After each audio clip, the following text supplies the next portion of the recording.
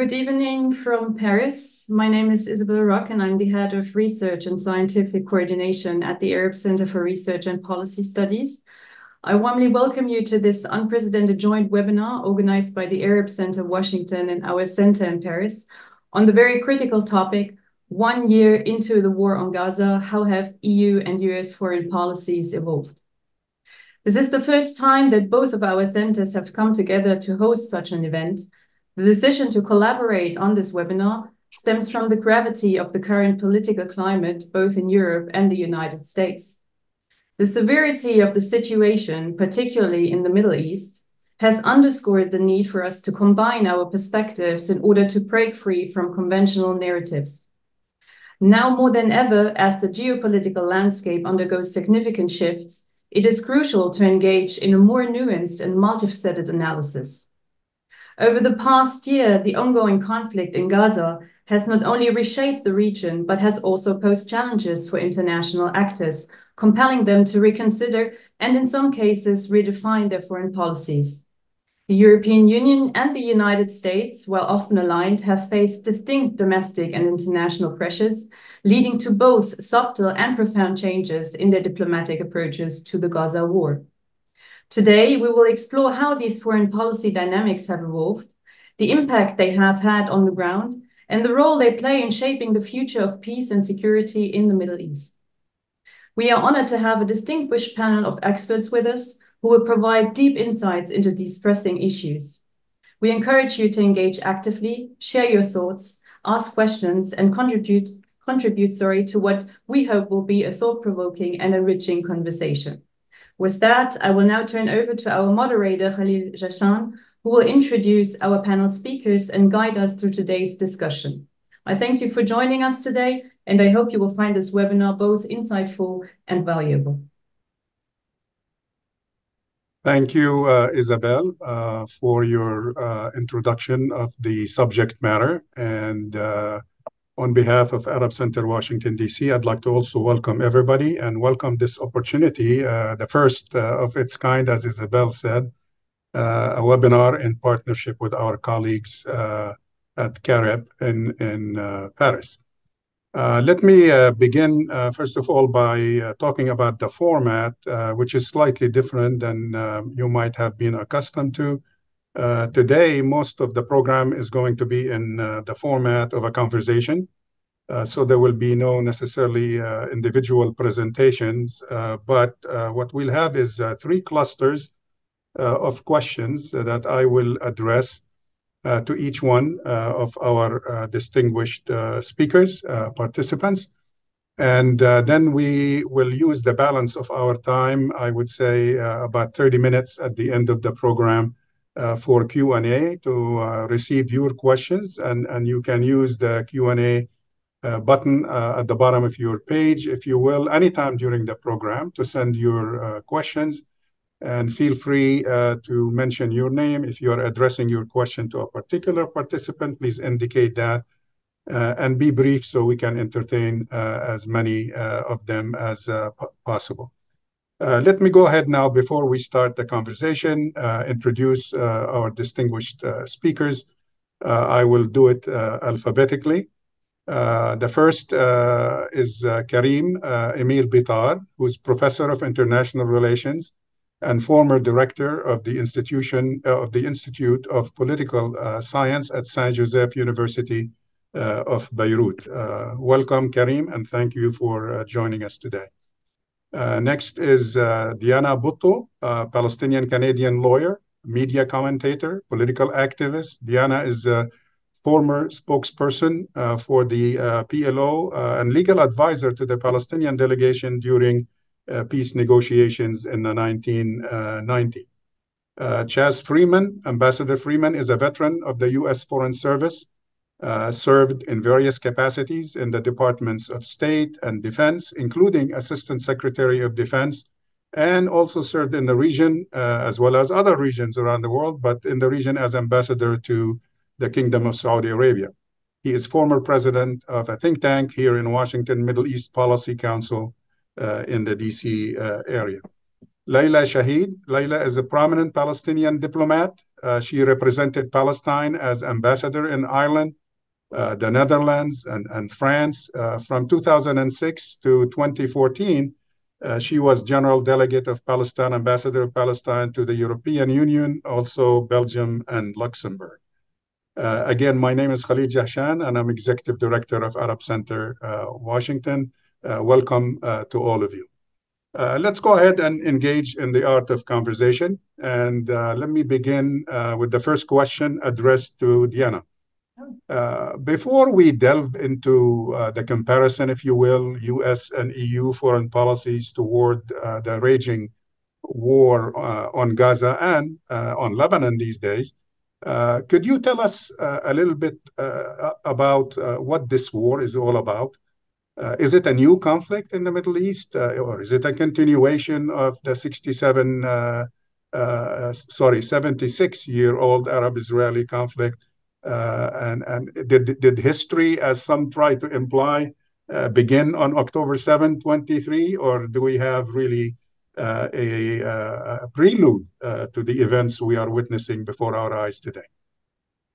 First of all, thank you. Thank you very much, Khalil, for inviting me. Thank you to you, Isabel, as well for the invitation. And I want to thank my fellow panelists. I'm actually very honored to be sharing the stage with you because there's so many of you I've looked up to for quite some time. In terms of what is this all about, you know, Khalil, it's one of the things that has been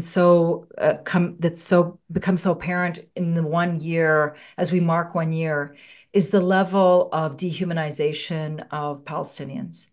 And the level of dehumanization of Palestinians runs so deep that we're able to allow genocide to take place for over a year.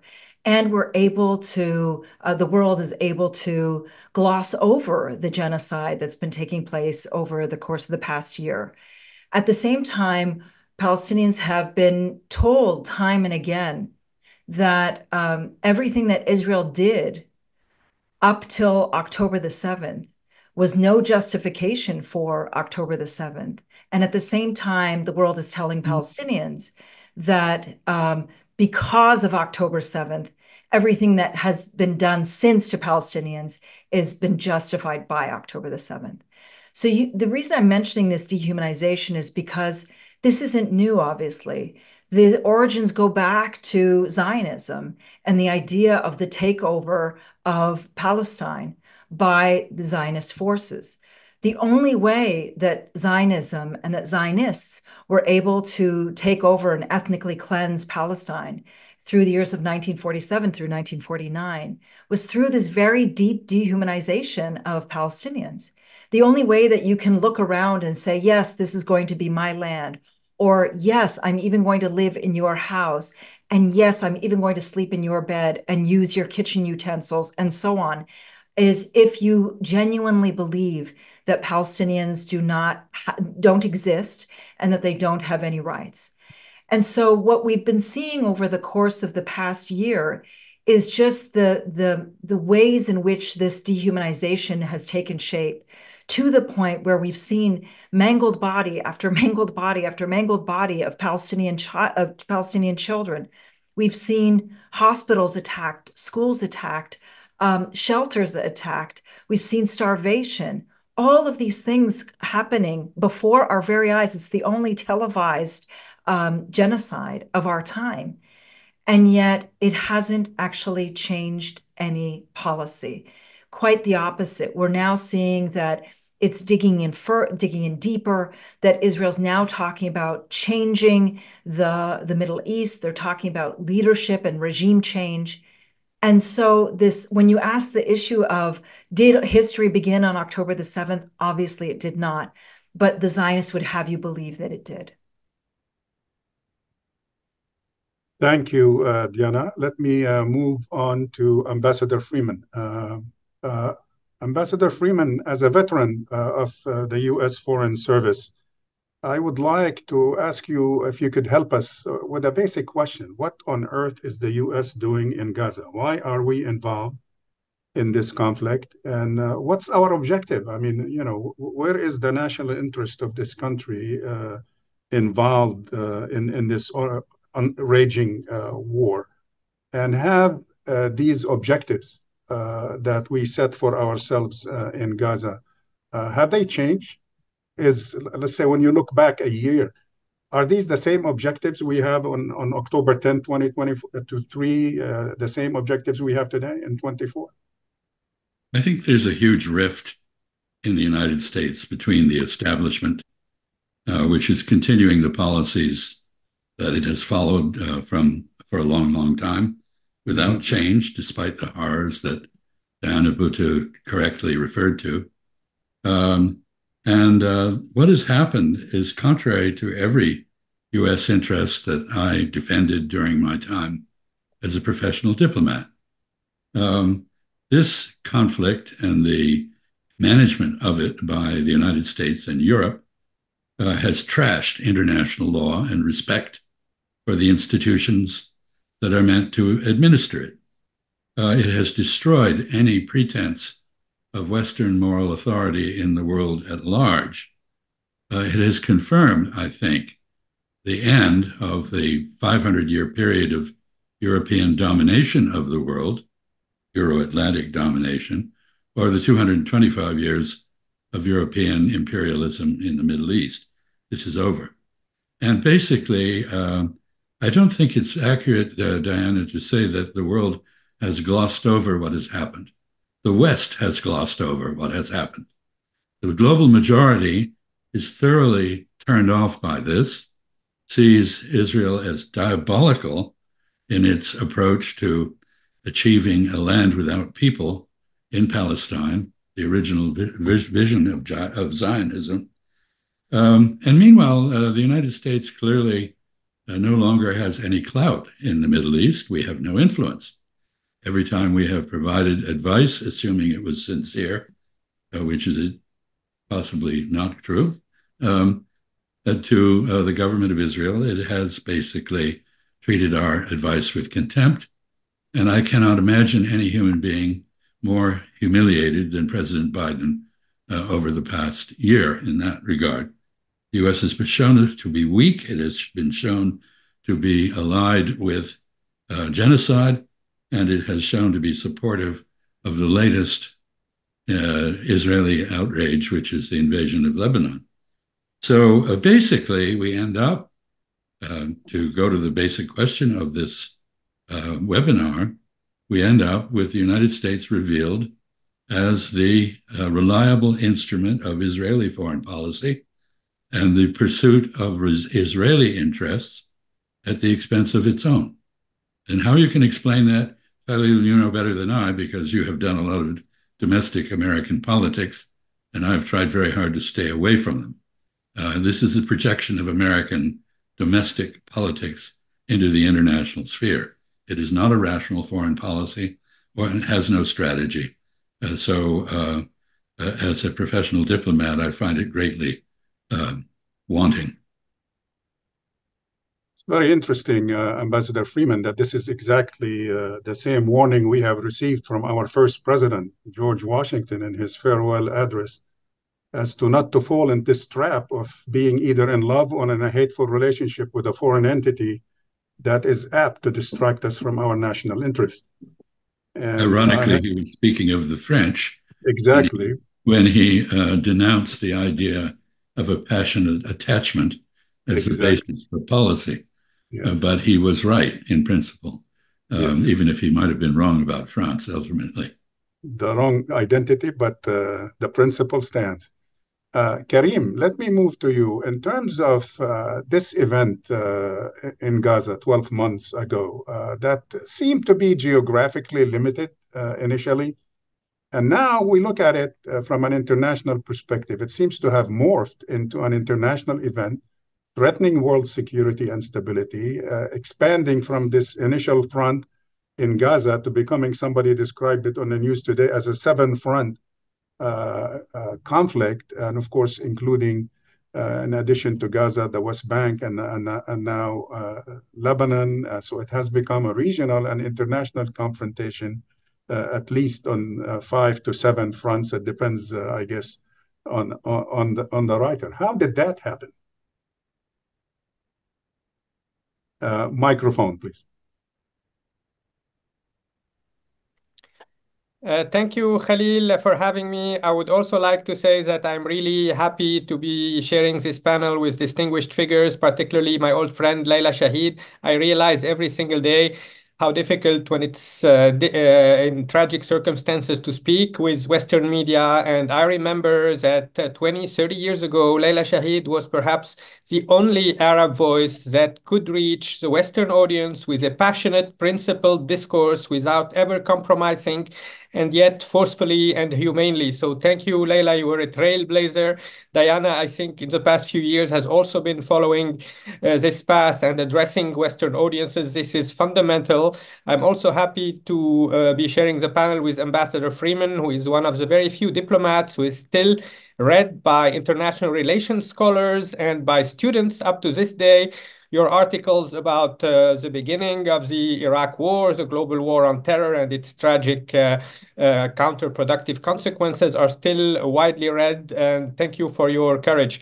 Regarding your question, Khalil, I think indeed this is much more than a Middle Eastern episode, a new Middle Eastern episode. I think Gaza marks the moment where the world arguably has splintered into two. The legacies of the Holocaust, the legacies of colonialism, and the post 9/11 atmosphere of dehumanization of global war on terror have led to this deepening of all fault lines throughout the world.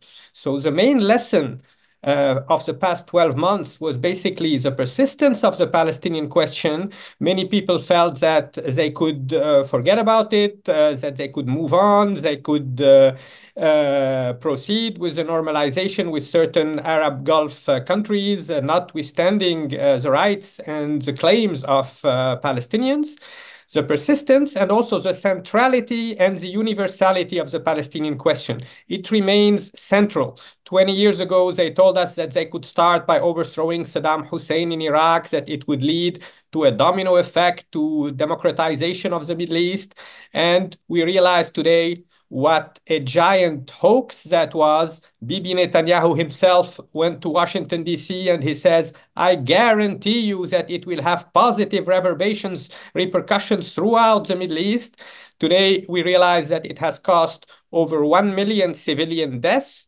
Religious minorities were decimated. Iran is stronger than ever. And if Iran today is able to have allies in every single country and open up to the Mediterranean, this is to a large extent due to the mistakes of the Bush administration. And the tragic irony is that the same voices who were cheerleaders for the Iraq war are now helping Israel and Benjamin Netanyahu trying to go to the United States, to get the United States to attack Iran and to embroil the United States into a wider war. So we have this feeling of déjà vu in the Middle East, but we are entering a new phase, an extension of the domain of terror. What is happening as we speak in Lebanon, my native country, is absolutely horrendous.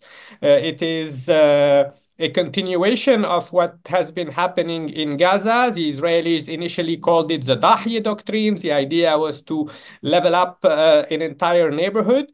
And no one is safe today in Lebanon. Israel is indiscriminately targeting civilians, ambulances. Yesterday, a church in South Lebanon.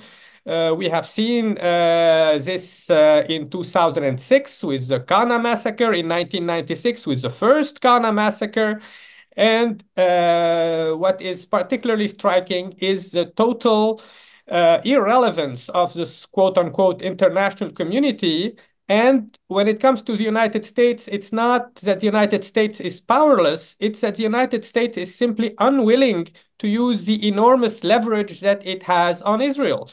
Israel has been the largest recipient of US foreign aid since 1948. If we look at the numbers in terms of purchasing power parity, we have already exceeded $250 billion.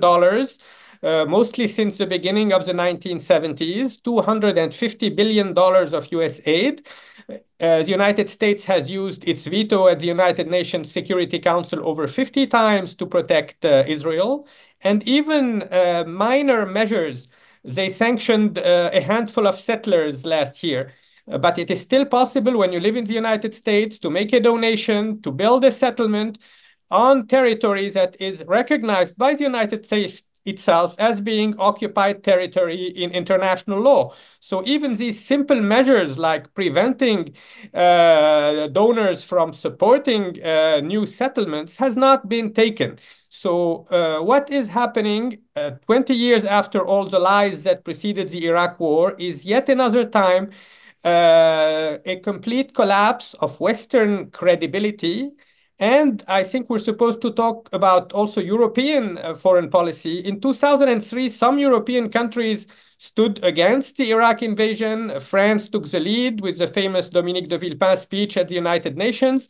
The Vatican was also very hostile to the Iraq war, and this was instrumental because it prevented this from turning into a clash of civilizations, the entire West homogeneously attacking an Arab country. Today, we have the feeling that we are no longer hearing a contrarian discourse in Europe. Most European countries have sort of adopted the US line with minor divergences from time to time. And yet, as Ambassador Freeman said, public opinion is not exactly on the same line. In Europe, you have massive demonstrations.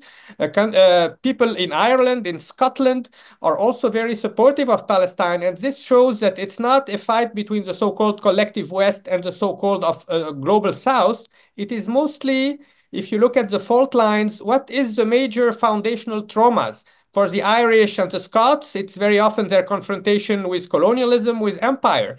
The same goes for Latin American countries, very deeply Catholic countries who are also protesting against what is happening in Palestine. For most European countries, the foundational trauma remains the Holocaust, and so far they have been unable to overcome the guilt associated with the Holocaust and to distance themselves from the United States, even when they know full well that these policies are extraordinarily counterproductive and that they will basically undermine the entire so-called liberal world order that they have been preaching about for the past 60 years. Thank you, Karim. Let me go now to Ambassador Freeman again.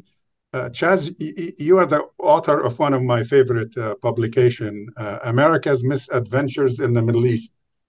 And it's a long list, unfortunately. If I were to suggest to you to update this publication, would you include the Gaza war in your list, and why? No, definitely. In fact, there is a continuation, America's continuing misadventures in the Middle East. And I would argue I should write a third book, America's further misadventures in the Middle East. And Gaza would figure very high in that list. But I want to say, Khalil, if I may, that we need to think about what is happening, not just in tactical terms, but in strategic terms. And Hamas on October 7th, whatever you think of the atrocities that accompanied its breakout from the world's largest concentration camp, succeeded in putting the Palestinian agenda firmly on the global agenda over the opposition of the United States and the countries in Western Europe that Karim mentioned. So from a tactical point of view, this may have turned out to be a disaster, but from the strategic point of view of the pursuit and legitimation of Palestinian self-determination, it is a victory. Conversely, Israel has pursued an agenda which Diana began to mention. From the very beginning, it has desired to depopulate Palestine so as to be able to settle it. And it has seized on October 7th as the pretext for continuing the 100-year struggle to do that. So you have genocide in Gaza, you have pogroms in the West Bank, that is an intensified effort at ethnic cleansing, and a lot of violence by the settlers. You have now the invasion of southern Lebanon, the bombing of Beirut, the Dahia Doctrine, which was mentioned. And in doing this, Israel has strengthened itself tactically at the expense of a strategic defeat, because it no longer has the admiration of the world's people.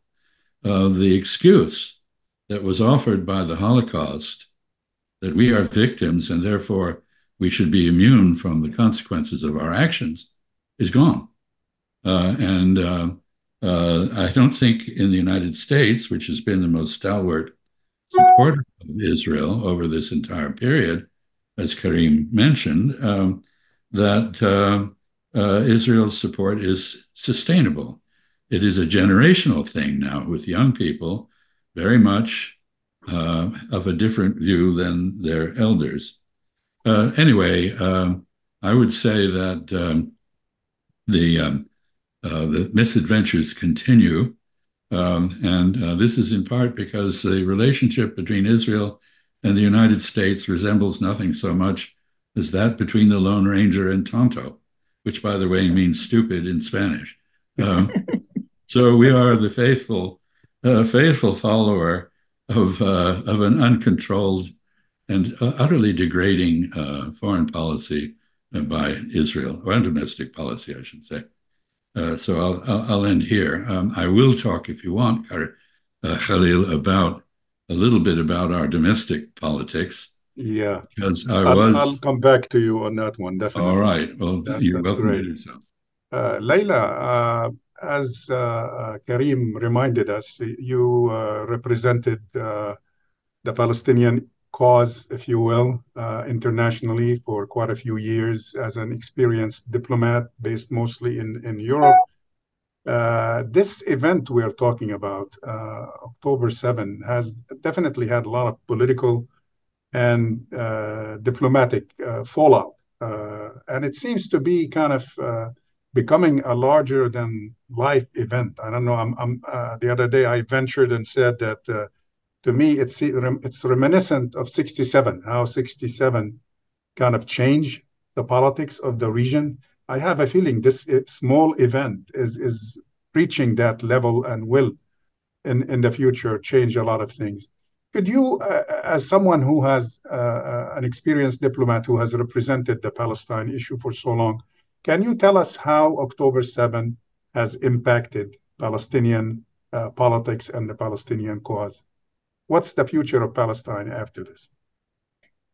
Let me start, Khalil, by saying how happy I am, first of all, to re-establish contact with you. I haven't seen you for years. And to find again my friend Diana Bhutto and Karim. And very happy to discover Ambassador Freeman, because what he says is so much against the trend in the US. I don't think that 7th of October is the beginning of the tragedy. And I call it a tragedy, not an event. Yeah. The beginning of really this last series of massacres, of denials of humanity, of destruction of culture, of destruction of every mean of survival of any community in the world, is a major historical event. And it does not only concern Israelis and Palestinians, it concerns the world. It concerns, the obvious example is, why are we talking of US and European policy? Which means that what happened also concerns the US and Europe, and I would say the Arab world, particularly the Gulf countries, because remember that on the eve of the 7th of October, there were Arab countries in the Gulf, but also Morocco. I'll remind people that it also included the UAE, the United Arab Emirates, Bahrain, and Sudan was forced really to get to that Abraham Accord because they wanted the money to rebuild their country. But I think that we tend to forget that major leaders of the army who are now retired, and the Israeli press, which I would like to salute because often it's much better than European press, told us that the army had a copy of the plan of Hamas to enter Israel, kidnap and take hostage a number of military people, not massacre civilians, which is unfortunately what happened, and this was unacceptable. But I think they were outrun by the rage of the people who were behind them. They thought, and it was, of course, mainly their leader, that they could take hostages in order to negotiate the release of other hostages. That was the promise that, bear with me because I'm getting old and I forgot names. The name of the Hamas leader is Sinwar. The day he was able to leave the prison in exchange of Shalit, put his hand on his breast and told his comrades in the prison, I promise you, I'll get you out of your cells.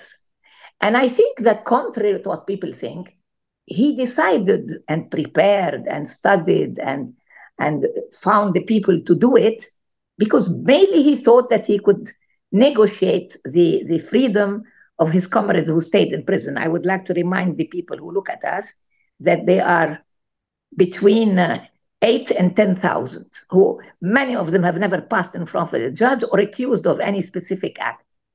Now, of course, this, like Diana said, does not excuse the horrors of what happened. And I would like to say to Ambassador Friedman that we should not forget that we must not accept the assassination of civilians anywhere. Not in Israel, not in Palestine, not in Lebanon, not in Vietnam, not in South Africa, anywhere. Of course, sometimes you can't evade it, but I cannot accept the idea that a revolution has to deal with things like mass assassination of civilians. We don't need it. It would have been much better had they only attacked the military camp at the border of Gaza. Now, I think from the beginning, Khalil, you talk about my diplomatic experience. I'm a humble servant of the Palestinian cause, but because when you are the ambassador of a leader like Arafat, you have to accompany your leader to all the meetings, whether in Europe or in Ireland or in France, and then you listen and you open your eyes and you try to understand how the world functions. The world functions much better when there was the Cold War, because in the face of the US, there was another power, which was the Soviet power. It's not exactly the sort of regime I like, but it sort of balanced the superpower of the US in the world. And I think the Israelis knew from the beginning that what they were doing in Gaza will expand. They wanted it to expand. And you saw Mr. Netanyahu at the General Assembly, he got two drawings, one which was all black, and the other where you saw pipelines going from Yemen, Saudi Arabia, Oman, all the way to Ashdod. That was the expression of what he was doing. He was telling the whole world, while insulting the General Assembly and the UN, because they said they were all anti-Semites, he was telling them, choose, what do you want? In other words, the plan in the head of probably the worst government in Israel we have ever seen in 76 years was to reorganize the Middle East. And he is saying it openly. He is saying it, his comrades in the government are saying it. But don't forget that this is not 67. This is the worst government we have ever seen, with Jewish supremacists, racists, fascists, who want to grab the land wherever they can. In South Lebanon, this is what they have been doing now, ethnic cleansing South Lebanon in order to take over the territory from the border to the Litani River. They ethnic cleansed Gaza, although the population did not leave, but there's nothing left for them to live on. They did the same with camps in the West Bank, and I think they will continue. We don't know who is the next victim, but they have the ambition, because the US has been such a support, and the US is the strongest country in the world, and the EU, I'll say it how I feel it, are such cowards that they don't exist. As long as America says that should be the rule, this is the way it is. And also Europe, unfortunately, is moving to the right, and I would say even the extreme right. You have today people like Madame Le Pen and her organization, her party, I don't even call it a party, an organization, has taken over from Republican parties. I'm not even talking of leftist party, rightist, center parties, because there is a change in the composition of political circles in the world. Now, I think that after 9/11, and I had a very, very small hope when Biden said to the Israelis, don't do the same mistake as we did. Don't let vengeance, revenge, hatred give you the feeling that the best way to answer is to hit and kill and create war, particularly if you invent the enemy. Remember that they destroyed Iraq. They didn't only kill Saddam, they destroyed the country, and it'll take 50 years to rebuild it because they pretended that bin Laden was hiding in Baghdad and he was supported by the Iraqis. Years later, the US administration recognized that they went all the way to Afghanistan to kill him. So I think, I don't know who among you talked about the fact that this is part of the post 9/11 and the supposedly anti-terror war, is one of the reasons why there is such impunity with what Israel is doing.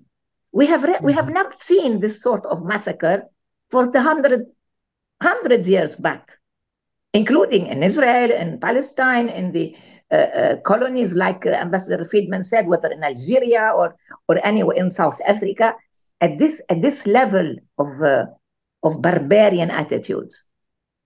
And I think the reason is because in some way, the non-state actors have taken over. When you destroy states, like they destroyed Iraq, like they destroyed Libya, like they are destroying Yemen today, like for internal reasons, not for external reasons, Lebanon, Syria are failed states, they are replaced by non-state actors, from Hamas to all the other movements that are taking over from states. And this is an open door for the lack of respect for international law. Non-state actors don't give a damn about international law or the Declaration of Human Rights or the Geneva Conventions. The only thing they believe in is force. And because military might seems to be the only thing the American administration believes in. Because Mr. Biden says, I agree that we should have a ceasefire, and the next day he sends more weapons and more ammunition, as if he takes the words for a ride, as if he thinks that the world is made of ignorant, simple-minded, naive people who will believe that you can say something and do the contrary. I think we are going through something that is an earthquake. And we will see more and more results because it will introduce new chaos in the world. And Israel has manipulated very well. And I think from the beginning it was their intention. That's why they did nothing about the report that was given to the army concerning Hamas plans and at least Sinwar's plans. And I don't know, I'm here with a very prominent analysts, and I agree that whether Karim or Diana have been approaching all this issue very well. I follow them in the media, and I understand from you that Ambassador Friedman does the same. I think media is a very, very important tool to reestablish the truth and not go into all these, bear with me, I have to go back to English after having spoken in French for so long. Stereotypes. You're doing fine. Stereotypes of Arabs, stereotypes of Muslims, stereotypes, not even mentioning that a lot of Arabs are Christian too. This have been eliminated. And the fact that we are going into civil wars again, including in Israel. That's why I think it's an earthquake, and it will have very, very important consequences. And I don't see who is the world leader who can lead in such a tragic time. Thank you, Leila. Karim, I would like to follow up on one of the challenging ideas that Leila just mentioned. The kind of almost like schizophrenic aspect of US policy in the sense of the same administration that keeps saying there is no difference between our position and that of the Israeli government, that Israel has the right to defend itself. They've been mimicking that, repeating that from day one. And at the same time, furnishing Israel with the military, financial, and diplomatic means it needs to continue to do that war, yet at the same time comes back to tell us that it's pursuing a ceasefire and we need to focus on the humanitarian need. How do you see this contradictory? I mean, are these reconcilable objectives? I'm not sure. Actually, I have rarely seen such an unprecedented degree of hubris on the part of Israel, but also on the part of the United States. And there are many similarities with the post-9/11 phase. Throughout history, as Paul Kennedy showed in his book on the rise and fall of great powers, hubris always led to overstretch, imperial overreach, and overstretch then led to decline. Several empires throughout history fell because of hubris and arrogance. The United States, after 9/11, succumbed to this imperial temptation, invaded Afghanistan and Iraq, and was also, through special operations, active in several countries in North Africa and even in the Horn of Africa. And this contributed to accelerating the decline of US power, and people started talking about the post-American Middle East. I view today's Israeli policies as replicating the mistakes that were done by the Bush administration after 9/11. They should have heeded the advice of people like George Kennan, who was not a peacenik, who was not a woke liberal. George Kennan was a conservative figure, the father of the containment doctrine, and he always reminded his audience that military might is not a joystick. You cannot reshape entire regions if you are an armchair expert sitting in a Washington, D.C. think tank. They also did not heed the lesson from basically Pogo. We have met the enemy and he is us. Very often it is America's own misperceptions of the rest of the world that leads to these tragic policies. And I'm afraid the Europeans are not playing the role they should play. As Leila said, there is a shift towards the radical right in Europe, and there is also a shift of the center of gravity of Europe, as Donald Rumsfeld pointed out 20 years ago, from Western Europe to Eastern Europe. And Eastern Europe tends to be overwhelmingly aligned with the United States. They feel that because the United States supported them during the Cold War, they owe it to the United States to be supportive even when they disagree. Even former Czech President Václav Havel, who was a major intellectual and playwright, at the time of the Iraq War, he knew fully well that it would lead to disaster, but he felt that he had a debt towards the United States. So he was silent. Other countries were supportive. And today we have Mr. Orbán in Hungary, who is also close to Mr. Putin. We have some sort of authoritarian axis that is emerging. And the tragic irony, we were mentioning the global war on terror, is that most Arab dictators ended up internalizing this logic and throwing activists in jail, journalists, trade unionists, writers, using the exact same logic of the war on terror. They are opposed to us, we stick the label terrorist on them, and it is a license to imprison, to kill, to torture. So the time has come for the entire West to get out of this state of mind, to realize that the Middle East cannot be shapen by brute force, to come back to international law.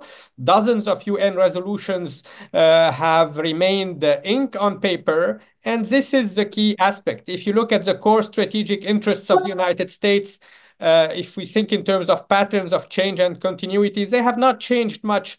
The security of Israel, Saudi Arabia, preventing nuclear proliferation, etc. But the world is changing at an unprecedented pace. When the UN emerged in 1945, the world was an entirely different world. The South had not yet emerged. Many countries were still colonies, and it is unacceptable to billions of people in today's world that the United States is still using its veto right. And I would say the same about Russia using its veto right to protect the Assad regime in Syria. There is a need for an overhaul of the United Nations system, but currently I do not see any possibility of this overhaul. So indeed, as Leila said, the battle today is a battle of public opinion. We are in the midst of very intense culture wars. In every single country, there is a deep divide between the pro-Israeli talking points and the pro-Palestinian views. And on this front, I think the Arab world still has work to do and can make progress. In 1967, an overwhelming majority of French intellectuals from left to right, even Sartre, Foucault, leftist intellectuals, supported Israel. Today, we are seeing lots of voices in Europe that are critical of Israel. We are seeing protests on major university campuses. This was unprecedented. Even in the United States in 2003, we did not have massive demonstrations. So when this generation reaches positions of power 10 or 15 years from now, Israel will have to be sincerely worried, seriously worried, because this is when we might witness a change in US foreign policy, but this requires intense lobbying, diplomatic efforts, and a mobilization of Arab public opinion and building bridges with liberals throughout the world and progressives throughout the world, not only in the global South, but also in the United States. Someone mentioned the farewell address of George Washington. If you read all the first 5 or 6 presidents, they were extremely prescient. There is an anti-imperial tradition in America. People in the Middle East tend to view America as a monolithic imperialist country, but also Jefferson and John Quincy Adams all warned in their farewell addresses to the nation against these imperial temptations. Do not go abroad looking for monsters to destroy. So the fight will be won only when we connect Arab public opinion, the global South progressives, and also US liberals who are sick and tired of these misguided foreign policies. Thank you, Karim. Diana, in terms of talking about public opinion, let's shift a little bit of attention to the kind of EU policies, a little bit away from US policies. How are European policies perceived by Palestinians? And is there a gap between official policy in Palestine and public opinion in Palestine towards European policies and attitudes? So there's a very popular map that you can see now in the West Bank. And this very popular map that you see in the West Bank, it's only got 2 countries listed in Europe, being Spain and Ireland. And then the rest of it is not there. And the reason that it's these 2 countries is because it's these 2 countries that have come out and been have expressed their very strong support against this genocide and against what Israel is doing, with the rest of the countries being quite mealy-mouthed, I have to say, when it comes to the genocide and its support for genocide. This was particularly telling as we passed the 1-year mark, when we saw talking point after talking point on Twitter, X, whatever you want to call it, where it practically was practically a copy paste of the Israeli talking points of how it is that they view October the 7th, using practically the exact same phraseology.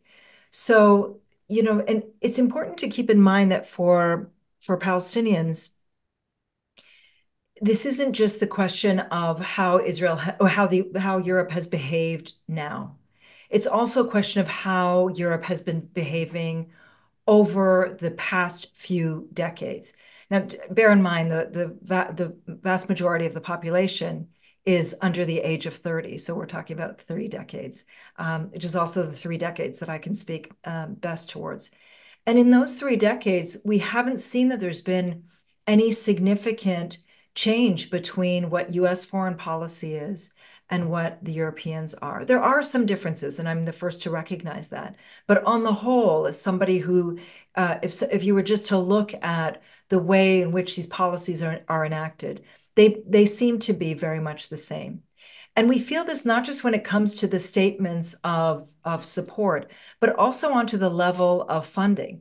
Europeans have succumbed to a lot of pressure by the Zionists to no longer fund Palestinian civil society organizations, including an attempt to try to crush organizations like Al-Haq, like Damir, like Defense for Children International, all of these organizations that are pushing for accountability, Israel to be held accountable. And sadly, the Europeans have fallen along this same vein. I want to say something, though, about what Karim said when it comes to empire.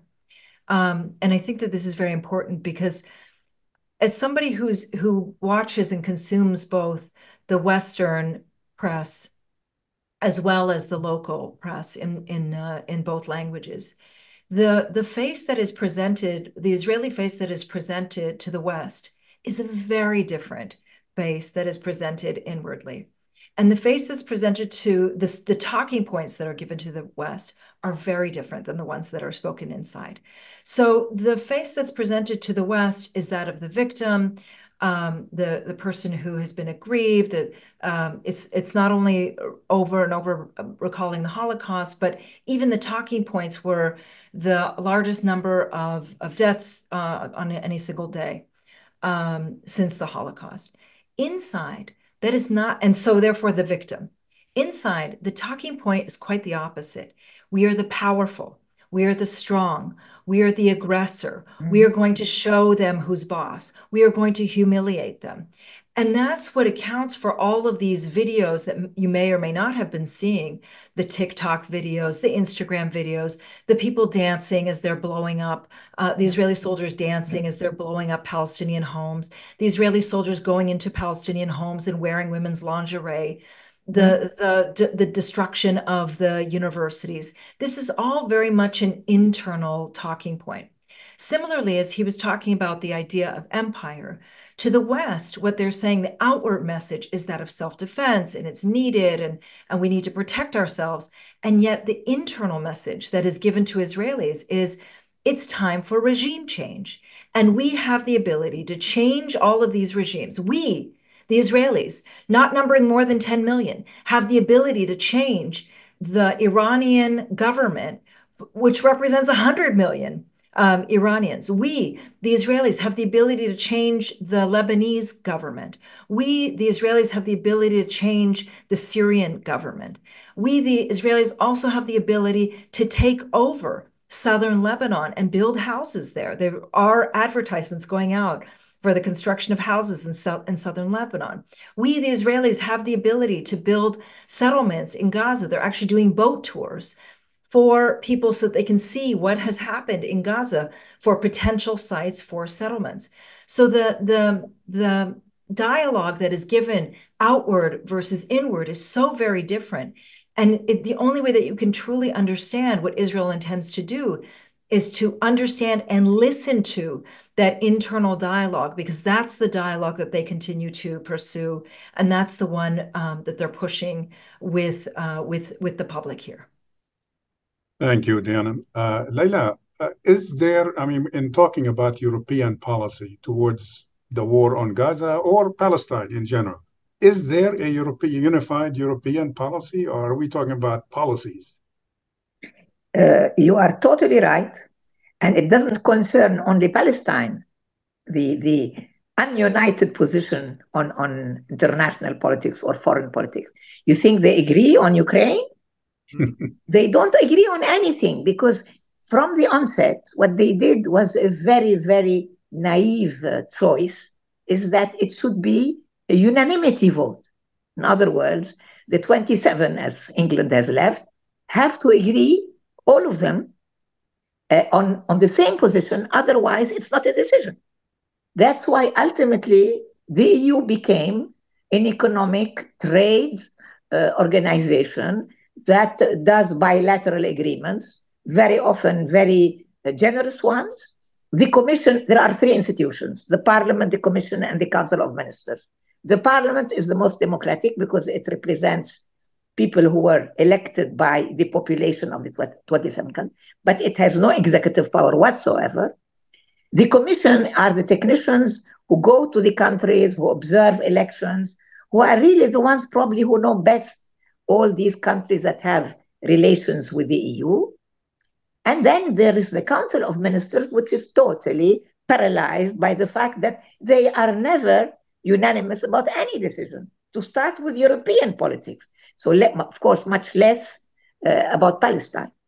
But what Diana just analyzed is so interesting, because when I spent 10 years in Brussels, and I went to talk very often to people who out of their office and on personal basis told me le fond de leur pensée, the real conviction.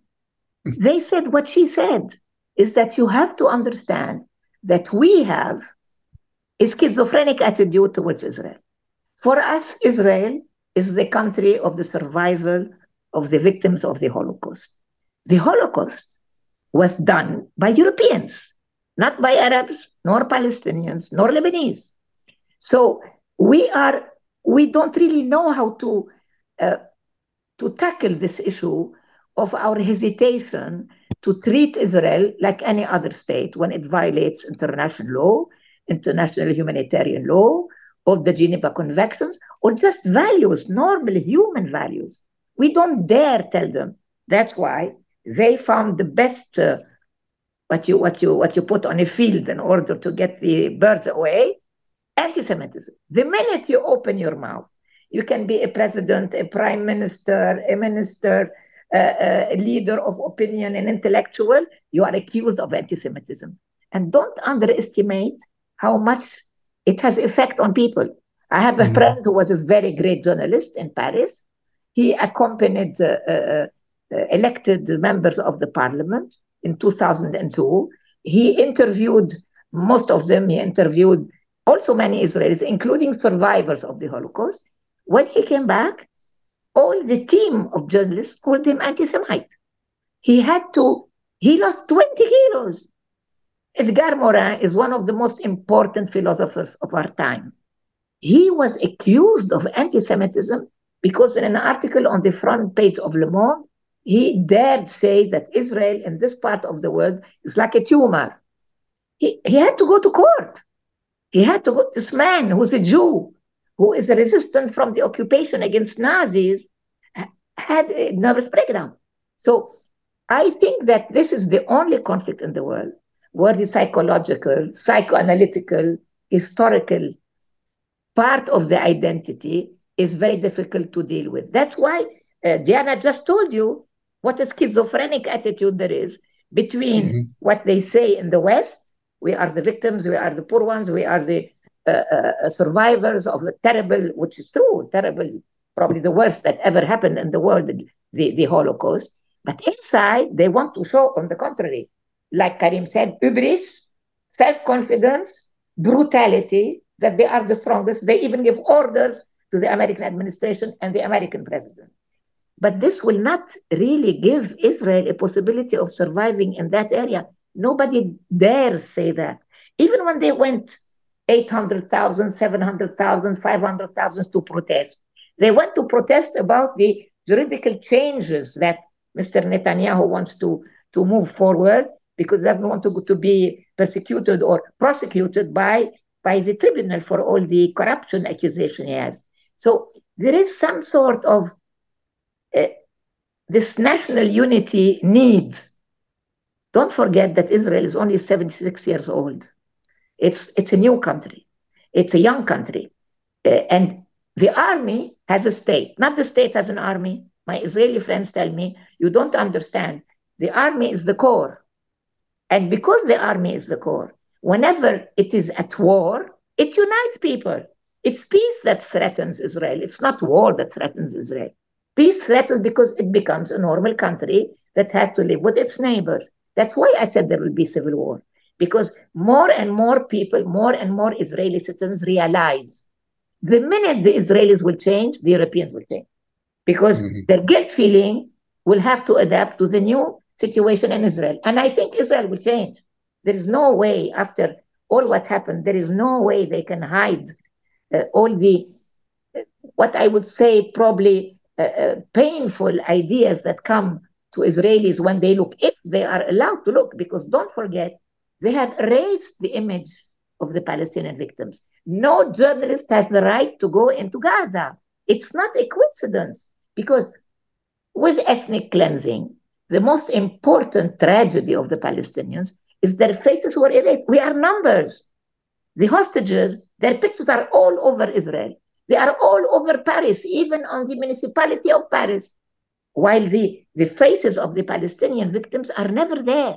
The only channel that we can see is the one they closed, which is Al Jazeera, because Al Jazeera has like 20 correspondents in Gaza and another 20 in the West Bank. But they're also killing them. There's more than 170 Palestinians. So the erasing of the identity is even more than the dehumanization, because suddenly Palestinians don't exist. Remember that. That's why I say it's not new. It's from the beginning, from the onset, that the idea is to erase the existence of a people. That's why they destroy libraries, universities, archaeological sites. Gaza is older than any other city in Palestine. It goes back to the Bronze Age. They have bombarded all the sites where excavations were done. Why this insistence on erasing culture if they are fighting Hamas? Why do they bombard archaeological sites and the museum with all what was found by archaeologists? So you see, it's not a war. I don't call it a war because we are not an army. And Benin's people are not an army. The ones who are fighting are Hezbollah and the people of the south who want to keep their land. So there is a dimension which is not a normal war. We're not fighting for a number of kilometers or a border. We're fighting for our right to exist. And this does not exist in any other conflict. Thank you, Leila. Ambassador Freeman, in light of what we just heard about the EU lack of unified policy and multiple policies here, you've worked in the belly of the beast, policy making in Washington in various capacities. How do American policymakers look at European allies, European policymakers? Do they take Europeans seriously on policies, particularly on issues like the Middle East? And why are the European allies themselves willing to defer to the US on the Middle East as if it's like Biden's backyard or something? Well, it's not news that Europe is much less than the sum of the parts. Yep. You remember the famous Kissinger question, if I want to have a conversation with Europe, what's the telephone number? Who do I call? But I think things are changing. I think there is quite a bit of motion in Europe. I don't agree, by the way, at all that with the Biden administration and the NATO refrain that the world is organized around great power rivalry and a tremendous struggle between democracy and autocracy. This is not what is happening. What is happening is the emergence of middle-ranking powers. As the old order collapses, we see countries that were previously without influence or ideas now coming forth. And in the case of Europe, there is a drive for strategic autonomy from the United States, an effort to wean Europe from American primacy and dictation. President Macron is trying to surf this wave, if you will. I think he fell off his surfboard a couple of times. It's a very Gaullist vision, but everyone in Europe is now hedging against American hegemony.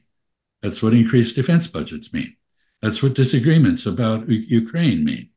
And I think this can't help but affect relations with West Asia. I don't like the term Middle East because that's a European term. It's the Far East for us. Anyway, so I would say what is happening has made Israel, contrary to Mr. Netanyahu's claims, not the defender of Western civilization, but the primary factor destroying its reputation globally. And Israel is also emerged in my country and in Europe, as Leila mentioned, as the main enemy of free speech. It is the negation of our First Amendment. And I think Diana's point about the difference between the domestic dialogue in Israel and the foreign propaganda of the Ministry of Strategic Affairs is very, very important. I see there is now circulating a conversation with Bezalel Smotrich from 2016, in which he says, we're going to take Lebanon, we're going to take Damascus, we're going to take Jordan, we're going to take northern Saudi Arabia, we're going to take part of Iraq. Why not? This is a perversion of the supposed gift to the sons of Abraham of this region. As I recall from my time in Saudi Arabia, Israelis are not the only sons of Abraham. So I think things are changing. And I'll make a final point here in response to something Karim said, which I think is also important. The United Nations has been one of the collateral damages of all of this, as has international law. The United States now espouses something called the rules-based order, which is basically the US and the G7, i.e. the club of former imperialist powers, make the rules, and we tell you which rules apply to whom and which don't, and we issue the orders. This is not international law. Whatever it is, it's a kind of dictatorship. I think the UN, however, has come to the level where it needs to be totally reorganized and probably replaced. The last time this happened, the League of Nations, it took a world war. Well, I'm sorry to tell you, we're working on one at the moment. We have not only the grave dangers and risks we are taking in Eastern Europe with Russia, but we have a comparable struggle in the offing with China over where its borders are. We are intervening in the Chinese Civil War.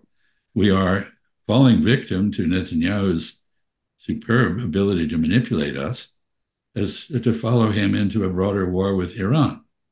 And Israel, I would say, is now at war not only with Western ideals, but with the entire world.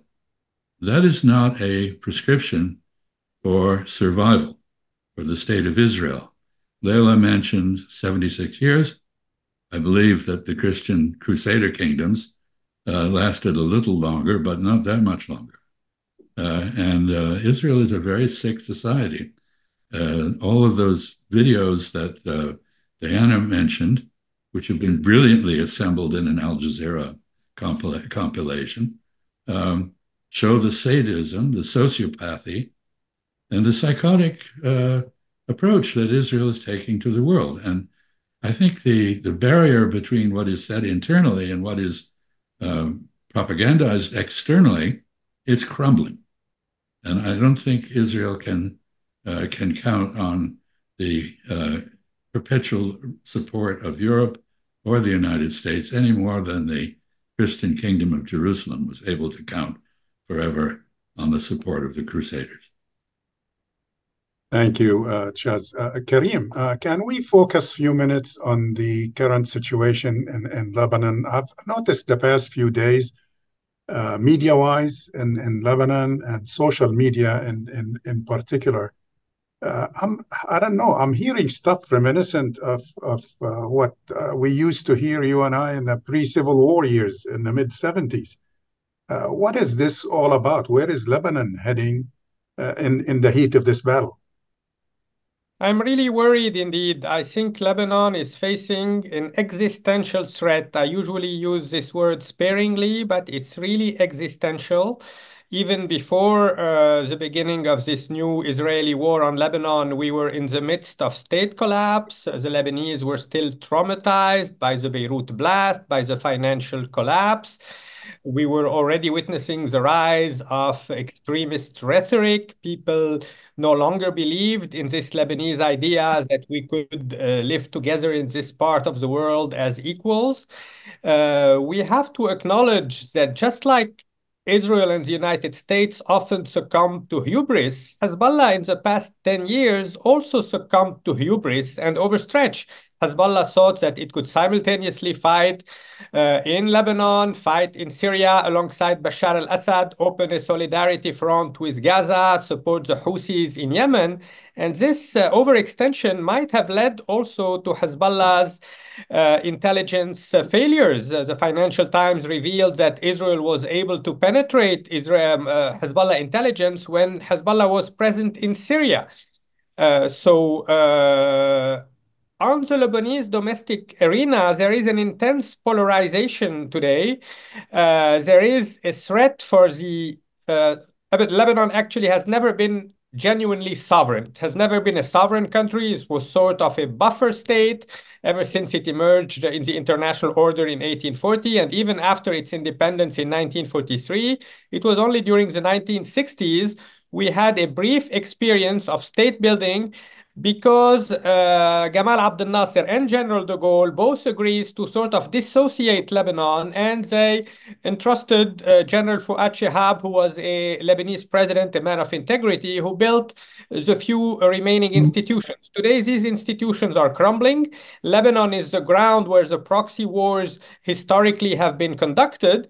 And you know the old African proverb that says, when two elephants fight, it is the grass that suffers.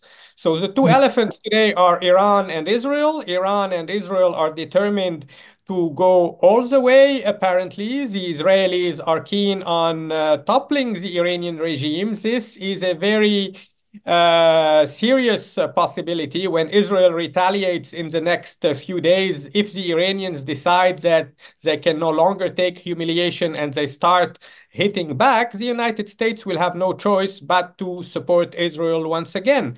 And this could open a new era of chaos, and I see a risk of fragmentation of Lebanese society. There is no president. For the past 2 years, there's been a presidential vacuum. Parliament has become a one-man show, sort of hijacked by the Speaker of Parliament. And the few remaining institutions like the Lebanese army, the only non-sectarian or cross-sectarian institutions, are under serious financial constraints and surviving only because they are supported by France or Qatar or a few other countries.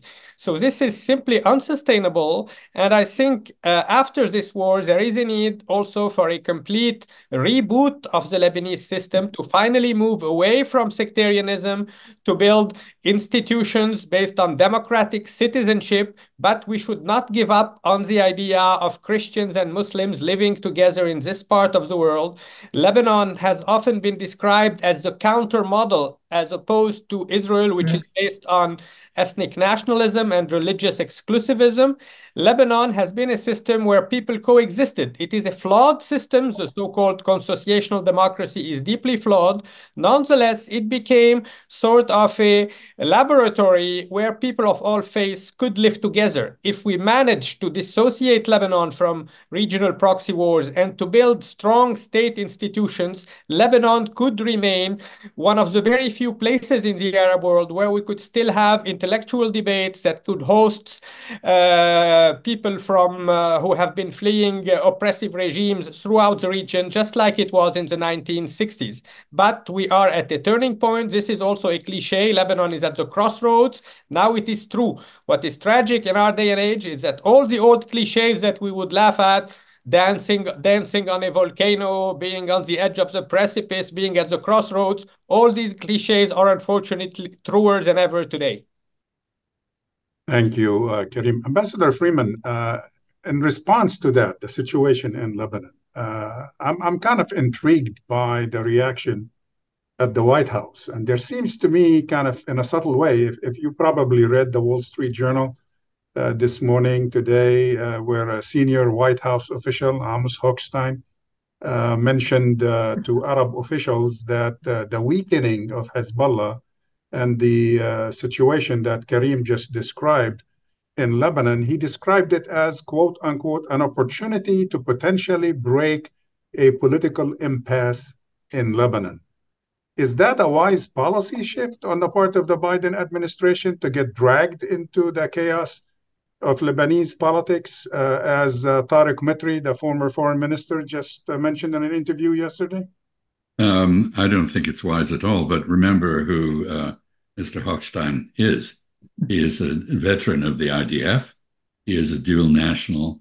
This is, a ridiculous situation where the envoy of the United States to deal with Lebanon is an Israeli national. This is a disgrace, really.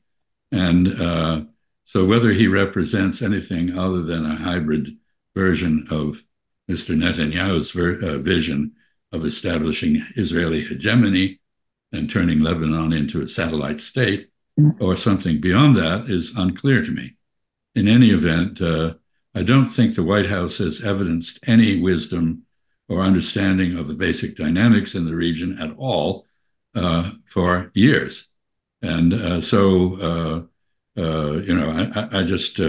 can't take that seriously. I wanted to say, Khalil, if I may, please, just to buttress the point that American policy is not driven by strategic reasoning, but by domestic politics.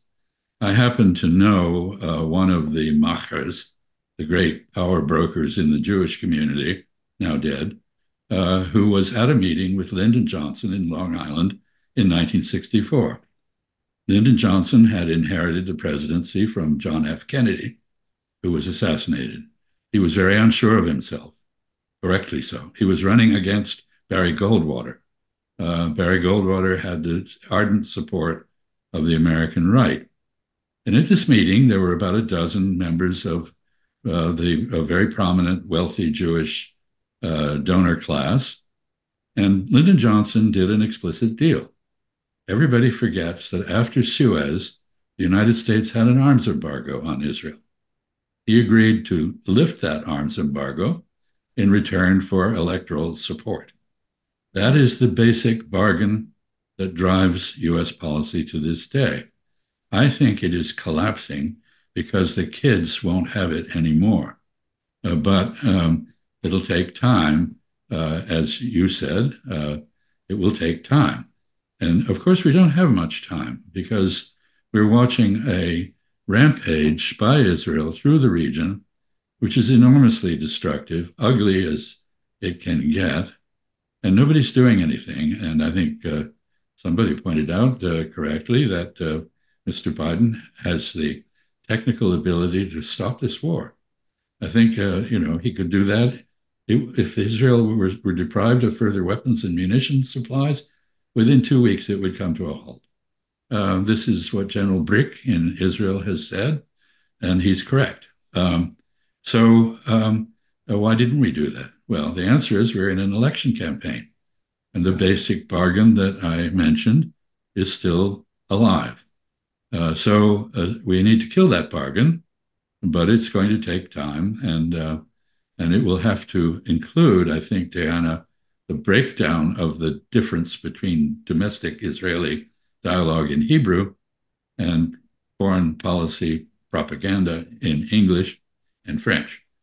So I hope that is something that is in progress, but I don't think any of us should hold our breath. It will take time. Thank you. Layla, it seems that Netanyahu is adamant these days about escalating the clash with Iran. You know Europe better than any of us. Actually, yesterday, I think you probably heard that Biden had a phone conversation with Netanyahu, which was described by the White House as quote unquote direct and productive phone conversation. It seems like Netanyahu maybe got his way again. I mean, that's probably what they mean by that. But honestly, should escalation lead to regional war with Iran, which is most likely, and that has been an objective of Netanyahu for many, many years, actually long before this conflict. What are the European positions concerning attacking Iran at this time? Are they nervous about it? I mean, being in closer proximity to the region? Well, funnily enough, I think this is the most dangerous point, is that on Iran, the EU is very close to the American position, unfortunately. They have developed a sort of demonization of Iran as a people, not only Iran as a regime. Ultimately, I think the Iranian people will bring down this religious regime of mullahs who is unbearable first and foremost to the Iranian people. But the way the world has treated Iran in the last 20 years is so unanimously united on the idea that one has to militarily attack, going all the way to discussing whether they attack the uranium sites or they attack the petroleum sites. I mean, is anybody with some sort of mental health can discuss the idea of sending nukes on the uranium plants? I can't imagine how it even passes in the brains of any normal person.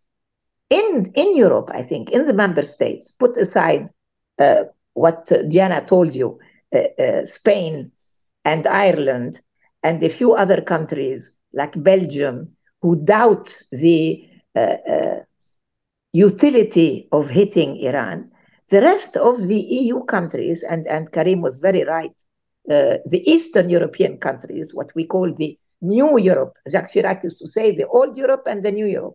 The Old Europe being the rest of the countries that were already not in the system of the Soviet circles. And the Eastern European are so pro-American because they feel they owe their freedom to America. They will follow what Biden will say. And I want to add to what Ambassador Friedman said, which was very interesting, on the relation of international politics to domestic politics. It's exactly the same in the EU member states, not the Scandinavian ones, but what you call the Latin states. Some, Belgium, France, Germany, Italy, Spain. The position you have towards Israel, the position the lobbies will accept or fight against, makes or unmakes elected people, from the members of the parliament to the president of the republic. So there is a domestic dimension that is very important in the attitudes concerning Palestine and concerning Israel. And I have to say, Khalil, you will understand because you have been working on Arab politics for half a century. The Arab states are no help. The Arab states have disregarded completely international law, humanitarian law, the human rights of people, their own citizens. Their own citizens to start with. And they are of no use for our societies, the regimes. I want to tell Ambassador Friedman that it's not because I am a radical militant that I say that. It is the truth.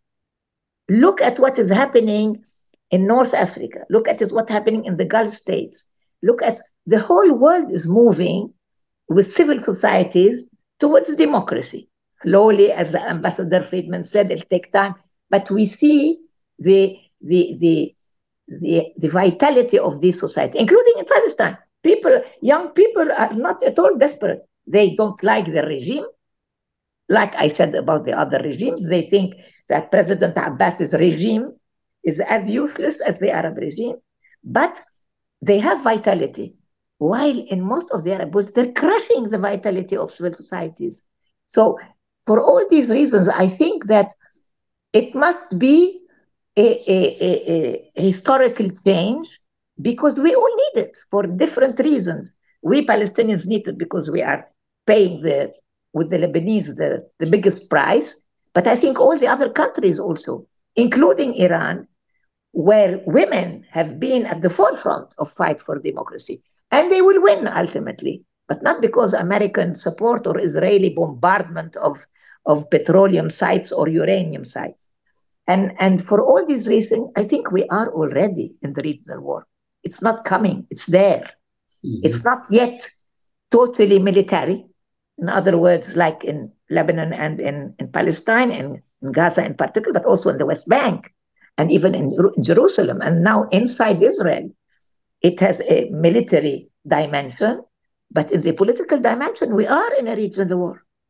We're even in civil wars that are a result of the regional war. In other words, There are 22 million Muslims in the EU, 22 million. You think they will remain silent and accept this total destruction of Lebanon and Palestine and an attack against Iran? They will not remain silent. So I think we are in the regional war. It's not yet a classical war, but it is a war. Thank you. Time is catching up with us here with this very interesting conversation today. My last question, I'm going to split the question and pose it to both Ambassador Freeman and to Diana because of the legal and political connotation. Today, Israel is facing some of its most serious legal challenges during its probably 7+ decade history.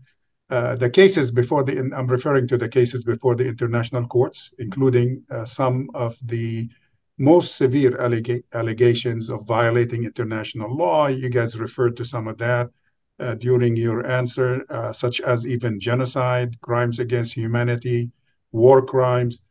By blindly siding with Israel and equipping it militarily to wage this war of vengeance on Gaza, allowing for these crimes, is the U.S., Ambassador Freeman, is the U.S. essentially becoming an accessory to these crimes? Does this have a legal connotation, Diana? Yeah, we are entirely vulnerable to being joined in a charge of genocide with Israel. We are complicit. We are responsible. We are accountable. I think it's very significant that the case was brought by South Africa, because this is essentially the former colonized world saying to the West, you have ideals which you educated us in, they inspired us, and you have betrayed them. And now it is up to us to try to enforce your own ideals. I think of, as you probably know, Khalil, I spent most of my career working with China. This is very similar to the role of Marxism in China. Marxism is a Westernizing philosophy that condemns the West for failing to live up to its own ideals. And I think that is exactly what the global majority, otherwise known as the global South, is now doing. So yes, and I don't know that that the International Criminal Court will actually be able to take the steps that it should, but I hope that there is some vestige of the rule of law left internationally, and that this will happen. But Diana, I have a law degree, but I never practiced law. So, and I have a great array of lawyer jokes, which I'll spare you. But I think Diana should comment on all this. I want to see some of the lawyer jokes because I have a few myself. I actually have a book on lawyer jokes. And you know what? They're all true on some level. So Khalil, your question is a very good one. And yes, and yes. Look, it's important for people to understand that when this international legal system was formed, there's a hierarchy of laws. And this hierarchy of laws puts at the very top as genocide as being the law that nobody can violate under any circumstances whatsoever. And genocide doesn't just bind the country that is perpetrating the genocide against those that are being victimized by it, but it requires all states around the world to come together and do something to stop genocide. That's the form, there's a few little sounds I'm hearing outside of my window right now. That's the formation of the international legal system as we know it. Now, the ICJ, when it came out with its decisions, and I want to also say they came out with decisions before in 2004 that the United States never really paid attention to either.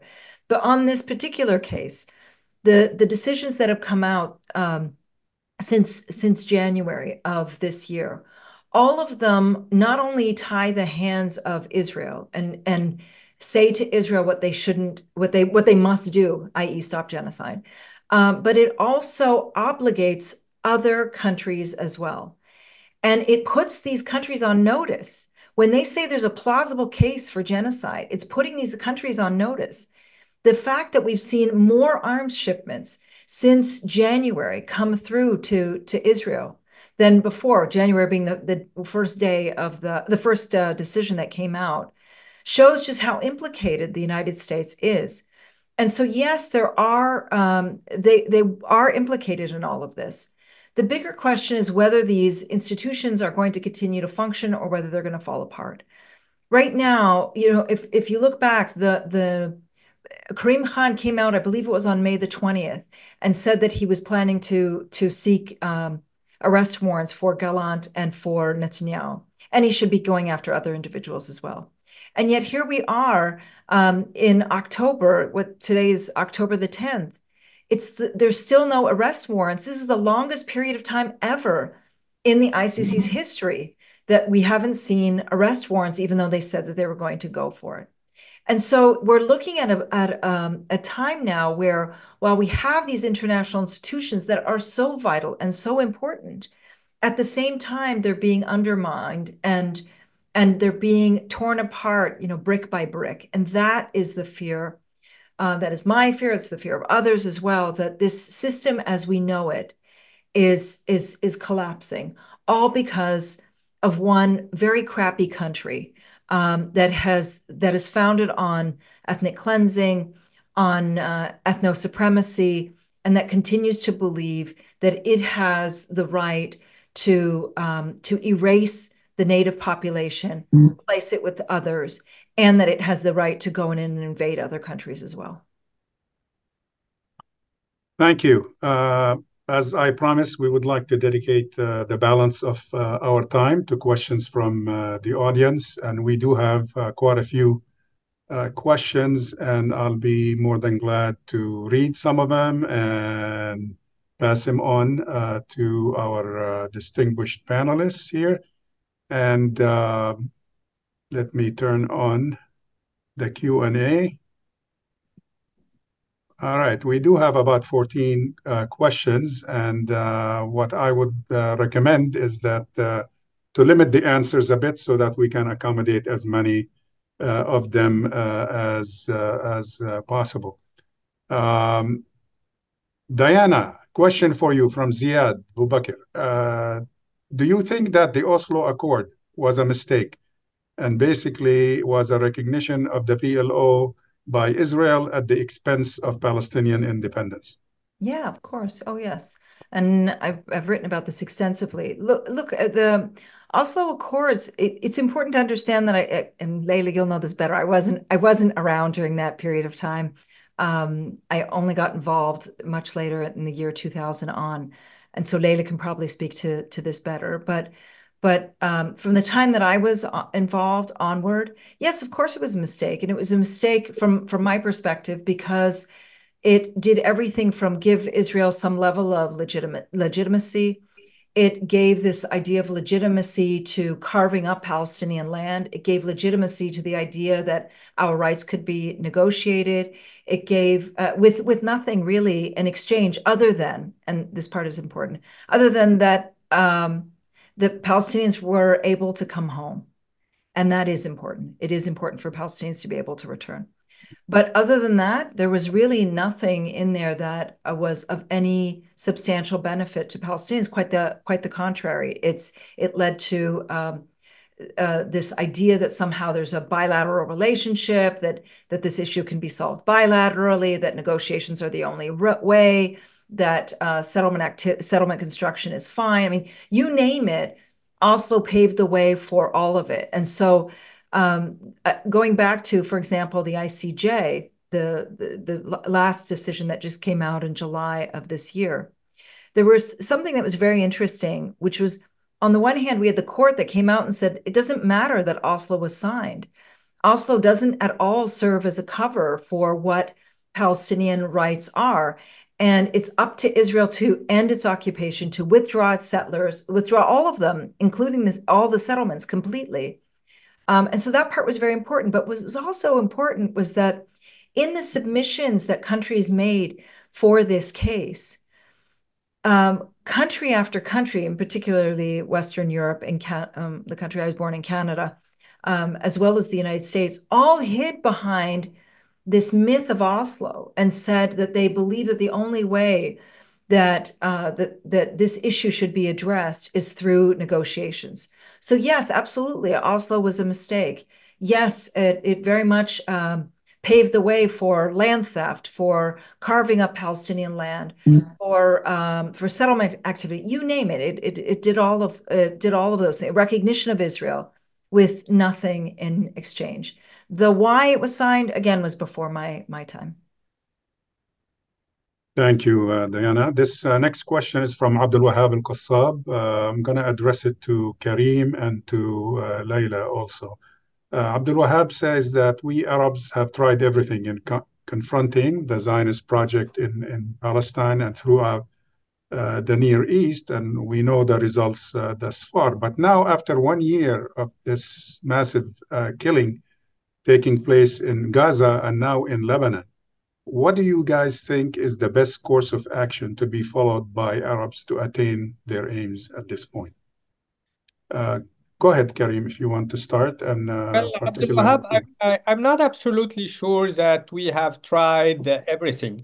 Still, many approaches. We have to seize the permission to narrate, as Edward Said says, and try to penetrate the consciousness of everyone on planet Earth, whether Israelis or Americans or everyone else.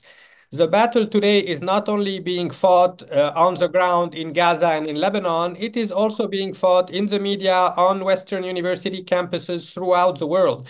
There is a lot that can be done through civic resistance, protest movements throughout the world, influence Western public opinion. Sooner or later, these countries will have to change their policies. It seems futile today. We have the impression that only force matters, but no country can resist intense domestic political pressure. We are not organized enough. We are not bringing bridges with all those who could be supportive within Western society. We still tend to view the West as a monolith. It is not a monolith. And we also have to work on, I think Layla put it very clearly when she mentioned the psychoanalytical dimension of this conflict. The Arab-Israeli conflict perhaps should be addressed not only by diplomats, politicians, economists, but also by neuroscience, by psychiatrists, psychologists. We live in a world where we are witnessing a clash of traumas. The horrendous massacres of October 7 have reawakened all the wounds, and we also have to show some understanding of Jewish suffering. We were unable as Arabs to try, if we, again, I'm quoting Edward Said, if we want them to take into consideration our suffering, we have to be able to recognize Jewish suffering and stop Holocaust denialism. Because another important thing that Layla said, she said, they are not only denying our suffering, they're also denying our very existence. This is also the famous Golda Meir quote, there's no such thing as Palestinians. We have to maintain the moral high ground by condemning all attacks on civilians, build bridges within Western public opinion, mobilize those in the global South who no longer accept that might makes right. And again, Arab civil societies also have to put pressure on their own governments, who most Arab governments have been also, in a way, complicit. As we speak, I can think of no significant Arab country that has really raised its voice and threatened to stop the normalization process, or even symbolic gestures like withdrawing ambassadors, etc. So we have our own share of responsibility, and I do not think we have exhausted our possibilities so far. Layla, would you like to comment on that and on the Palestinian side? Yes, I agree totally with what Karim said, every word. And I think what we neglected most of all is talking to civil societies, whether we talk about Arabs or Europeans or Americans. We have a tendency to be a bit late in our understanding of how the world functions. The world does not only function with government institutions. The world also functions with intellectuals, artists, filmmakers, musicians, civil societies. And for example, in France, we have gained tremendous ground on local elections, local institutions, local people, and local people elected local people. We haven't reached the high circles of the Élysée and Matignon, but you can say that 80% of the population of public opinion has become very, very close with empathy towards the Palestinians. I would say the same in the US. The campuses, including in the Jewish young circles, are at the forefront of demonstrations, like the Blacks in America, the Afro-Americans, because suddenly, as if they unveiled the face of the Palestinian, and they also unveiled the hypocrisy of American politics or Western politics towards Israel. They unveiled also what Diana was calling all the lies that they say when they talk to the West. So I think we have a very big job, and I agree totally with Karim. We have not fulfilled this job entirely. We need to talk to all these civil societies, to begin with in the Arab world, and then in Europe, and then in the United States. Thank you. Ambassador Freeman, I have a couple of questions for you, one domestic and one foreign policy oriented. The first one says, from Mark Harrison, I am told the Harris foreign policy team will be different on Israel and Gaza. What are your thoughts on her foreign policy team? Well, there's really no evidence at all for that wishful thinking, one may hope. But I want to make a couple of comments very briefly, about what was said earlier. First, it is true that the Middle East is the place that first gave hypocrisy a bad name, but it has been perfected in the United States. And I think we need to recognize that. The Oslo Accords, I learned when I was, after the fact, asked to go to the Norwegian Foreign Ministry in Oslo, took place behind the back of the United States because the Israeli parties to that knew that if the United States were involved immediately, Dennis Ross and others would confide in Likud. So any confidentiality would be broken. It was an expediency. It was an evasion of the principal block to a settlement, which is the blank check the United States has given to Israel. That is the key that has prevented any kind of productive dialogue between Palestinians and Israelis directly. We had a glimpse of that at Oslo, but that's all it was.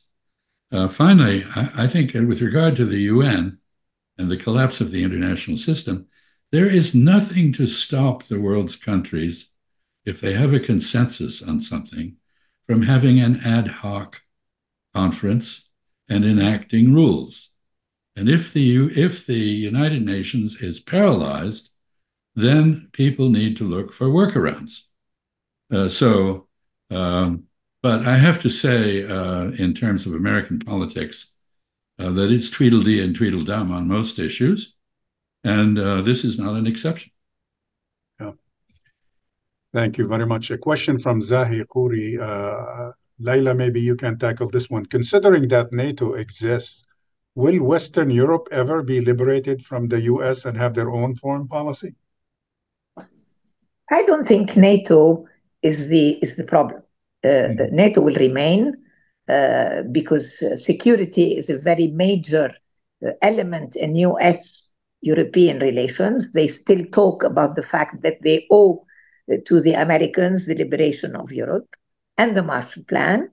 But I don't think it's the major obstacle to a change in policy. I think the first obstacle is what we as Arabs do. I will surprise you. I think if we change our way of doing things, if our governments become a bit more democratic towards their own public opinion, if they stop putting all the journalists in prison and listen to Arab public opinion, we will weigh much more the economic aspect of what Israel is doing and what the Americans are trying to help them do, which is put their hand on all the energies, the wealth in the Arab world, is an economic fight. It's also a financial, economic attempt at deviating all this to the interest of a neo-colonial plan. It's a neo-colonial plan. In other words, we need gas and oil. They have it over there. We will support regimes that will give our companies the privilege of directing this. So young people, that's why I talk of civil society, are aware now of all this. So I think that we should start really with the Arab societies. And I love the idea. I love the idea of Ambassador Friedman that why not organize an ad hoc? Why not show some imagination and confront the realities with the initiatives? Why do we have to stay there looking at all these massacres, destruction of Lebanon, while we are talking? They just bombed the center of Beirut, Ras al-Naba, which is the heart of Beirut, pretending that they are bombing a leader from Hezbollah. We are going to remain spectators of this horrible thing we are seeing in the last 13 months. We are in the 13th month. So I really believe that we are in a new world, not only the new world order, which is catastrophic because it's not an order yet, it's chaos now. But in that chaos, we have a role to play. And I would like to say that the Arab Center, that I know very well, whether in Doha or in Paris, and now I discovered the one in Washington, is doing a wonderful work in really trying to enhance, support, and in English, how do you say, vulgarize, expand the knowledge of what the Arab world is and what it can do for its own sovereignty and its future. Thank you. That's very kind of you. We have a question from Rich Lecky with regards to the Israeli-U.S.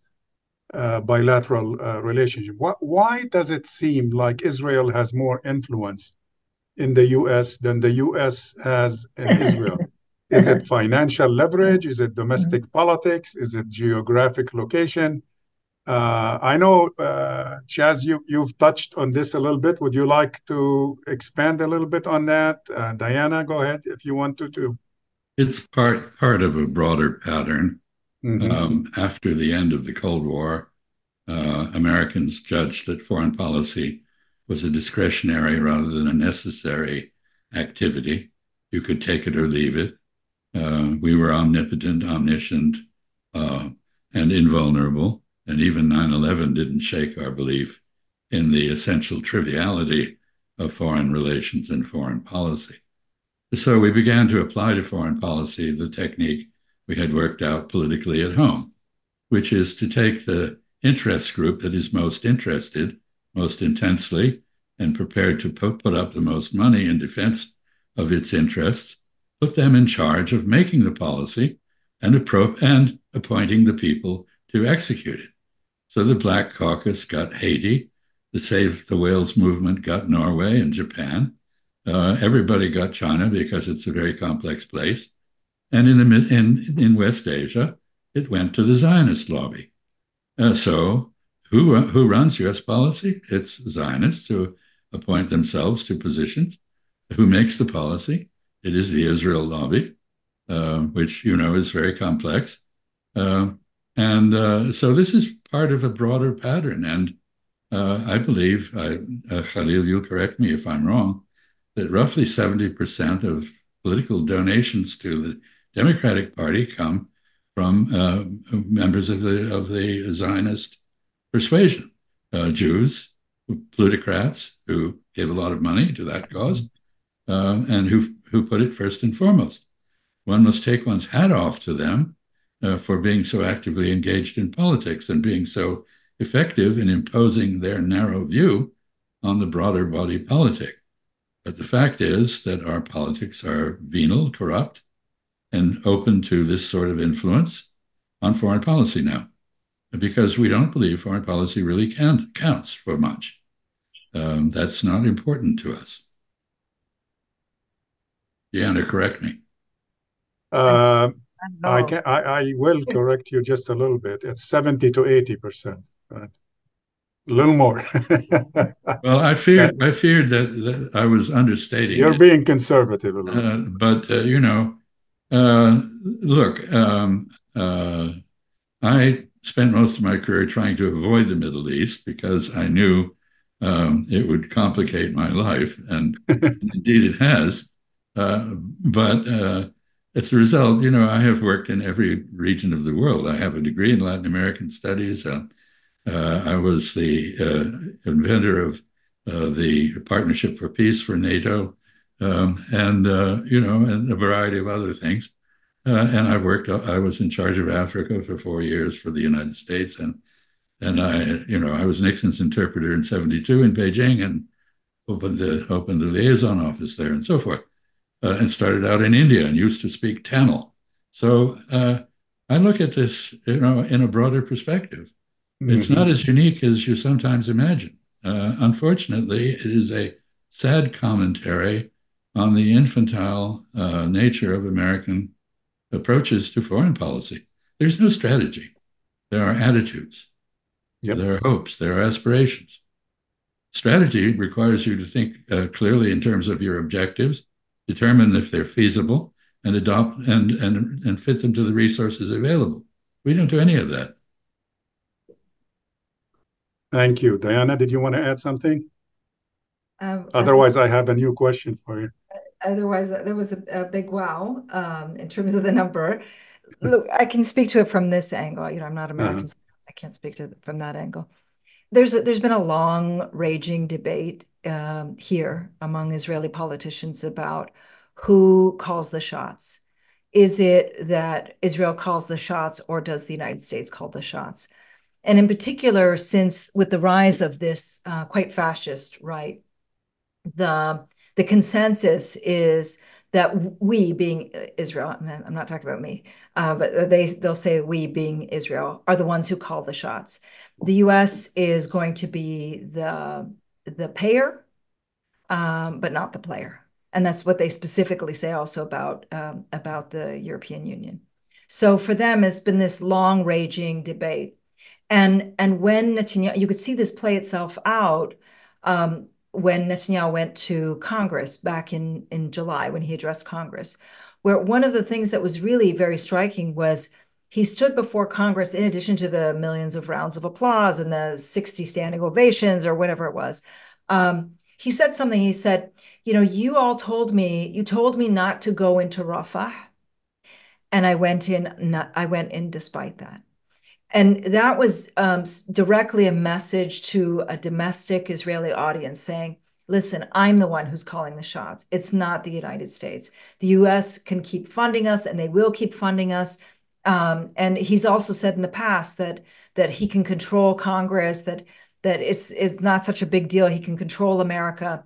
And so this is very much the thinking here, is that it's Israel that is doing the calling the shots, not the United States. Is it true? I think that this could be over, as Ambassador Freeman already said, very quickly. If that pipeline of that arms supply ended, it could certainly be over quickly. They certainly do have a lot of arms here.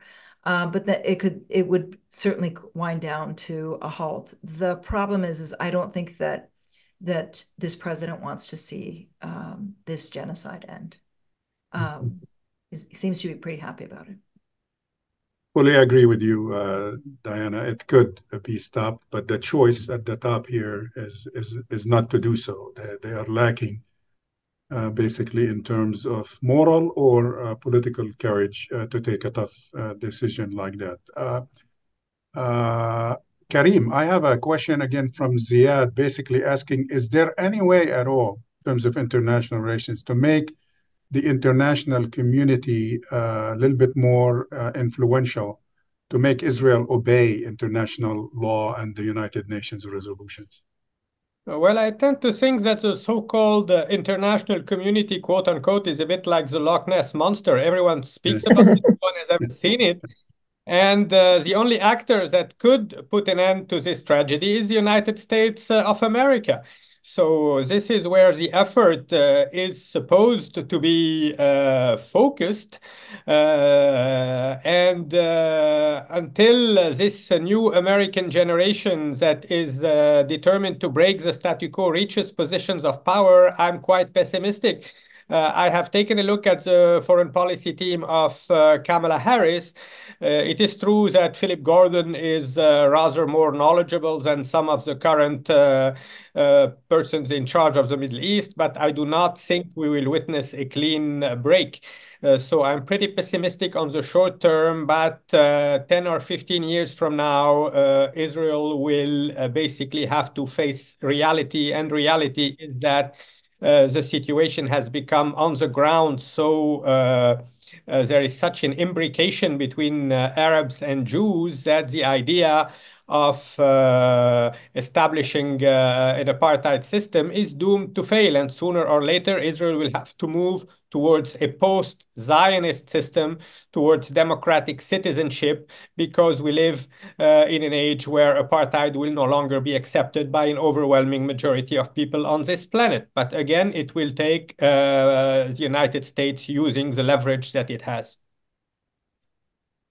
Thank you so much. We're approaching the end of our time for this program. There are still a lot of questions from the audience to ask. I apologize for those that we couldn't get to. We hope to catch you at another program down the road.